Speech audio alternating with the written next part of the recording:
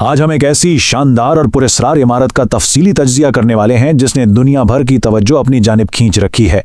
समुंदर की बेरहम मौजों के बिल्कुल बीचों बीच खड़ी एक ऐसी इमारत जिसे लॉजिमेंट लाइट हाउस कहा जाता है।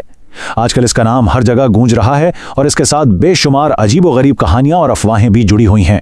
तो आइए मुस्तनद हवालों के जरिए इस बात की गहराई तक पहुंचते हैं कि आखिर इस लाइट हाउस की कहानी में कितना सच है और कितना महज अफसाना।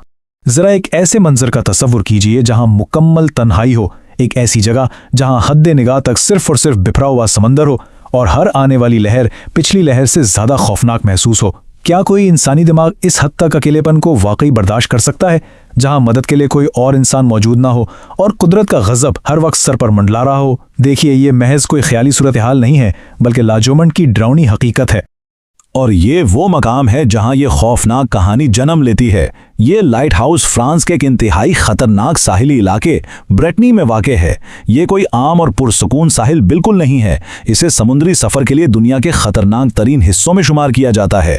लाजूमेंट को समुंदर के ऐन वस्त में एक गैर मुस्तहकम चट्टान पर तामीर किया गया है। यहाँ समुंदर कभी पुरसकून नहीं होता। बेवहा के लहरें हर वक्त पूरी ताकत के साथ इसकी बुनियादों से टकराती रहती हैं। इस मकाम की सबसे दहला देने वाली हकीकत इसकी मुकम्मल और खौफनाक तन्हाई है। यहाँ ना तो किसी मोबाइल का कोई सिग्नल आता है और किसी दूसरे इंसान की आवाज़ सुनने का तो सवाल ही पैदा नहीं होता। अगर वहाँ कुछ सुनाई देता है तो वो सिर्फ और सिर्फ बिफरे हुए समंदर की कान फाड़ देने वाली गर्ज है।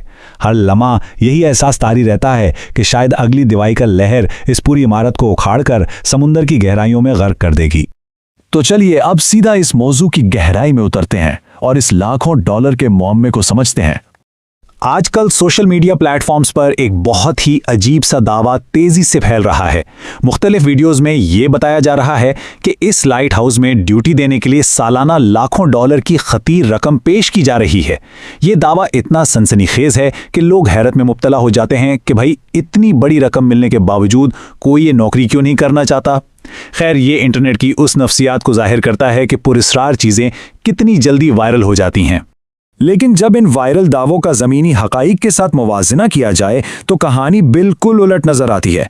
एक तरफ वो तसव्वुराती और बढ़ा चढ़ा कर पेश की गई कहानियां हैं कि लाखों डॉलर की तनख्वाह मुंतज़िर है, और दूसरी जानिब वो तल्ख मगर सादा हकीकत है कि ये सब कुछ महज अफवाहों और मन घड़त वीडियोज़ के सिवा कुछ नहीं है। मुस्तनिद ज़राए बिल्कुल वाज़ा करते हैं कि ऐसी कोई पुरकशिश नौकरी सिरे से वजूद ही नहीं रखती।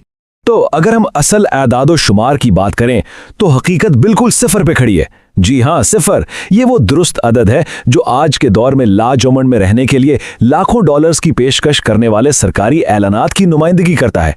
हुकूमत की जानिब से ऐसा कोई इश्तिहार मौजूद ही नहीं है, और बस ये एक छोटा सा अदद इंटरनेट के इस बहुत बड़े झूठ को बेनकाब करने के लिए काफ़ी है। आइए अब इन झूठी इंटरनेट अफवाहों से बाहर निकलते हैं और उन निगरानों की हकीकत की तरफ आते हैं जिन्होंने वाकई वहां वक्त गुजारा। 19वीं और 20वीं सदी के दौरान यहां काम करने वाले लाइट हाउस कीपर्स की जिंदगी किसी खौफनाक डरावने ख्वाब से कम नहीं थी।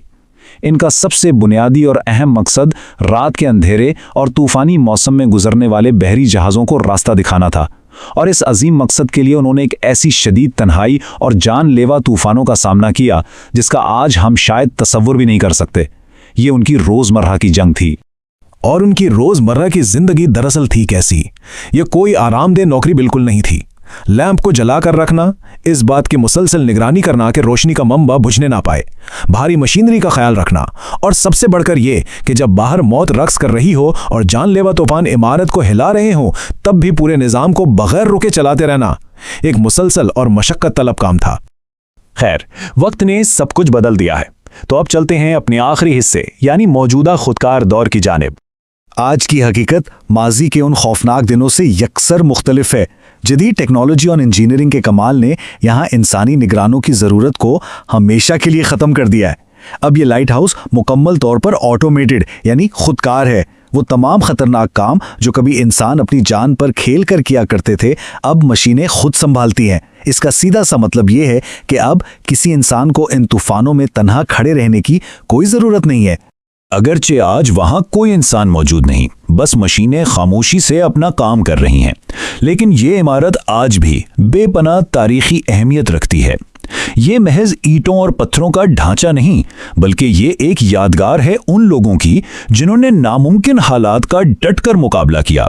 ये इंसान के सब्र, नाकाबिले तस्खीर हिम्मत और समंदर की बेरहम ताकत के खिलाफ मुसलसल जद्दोजहद की एक अजीम शान अलामत के तौर पर आज भी खड़ी हैं।